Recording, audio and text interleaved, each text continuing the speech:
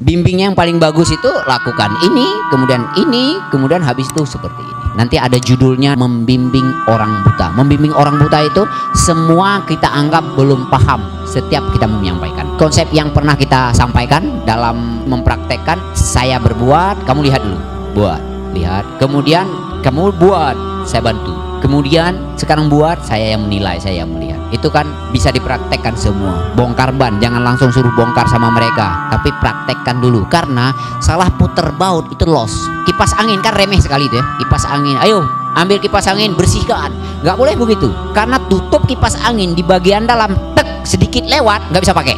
Itu kan ini ya, bagian dalam setelah kitiran kipas itu ada yang diputar ke kiri ya. Itu sedikit lewat, nggak bisa pakai. Maka jangan salahkan mereka, jangan marah kepada santri, kepada istri itu ketika nanti gagal. Caranya apa? Ini bukanya ke kanan. Ada juga kadang orang belum tahu kan, itu kalau misalnya refleks orang muter ke kanan, ayo buka semua, itu dia mengencengkan dan dol. Begitu juga sebaliknya. Maka kita sampaikan kepada anak-anak, oke, lihat Ustadz buka satu, kemudian meletakkannya. Jangan sampai dalam praktek itu kelebihan baut ya.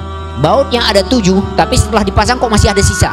Membimbing itu harus bisa dipahami dan boleh bertanya, paham nggak? Kalau dia belum paham, jangan suruh lanjut. Jadi pastikan dia paham baru bertindak. Jangan seperti misalnya orang Ustadz pinjam motor, langsung kasih kunci. Pastikan dia bisa menggunakan motor itu. Orang yang belum bisa naik motor, ketika digas kecil, itu kan nggak gerak ya. Dia langsung punya rasa ini kurang keras, mesti begini dia. Dan kebanyakan tuh wanita. Maka kita dalam membimbing dia pun juga pelan. Jangan dihentak walaupun belum jalan. Begini terus, nanti akan bergerak dia. Karena saya dulu juga seperti itu. Digini, belum masuk gigi. Masuk gigi, mesti terbang dia. Karena kita tidak diajarkan turunkan dulu gas, baru oper gigi. Kok gak jalan? Oh, belum masuk. Ini masih dia, masih posisi akhirnya ngeheng dia. Jadi itu perlu diajarkan. Jangan anggap orang sudah bisa. Coba putukan. Gak jadi, gak bisa. Kayaknya kita lihat sudah. Mana hasilnya? Salah tekan. Yang ada tekan video potong-potong.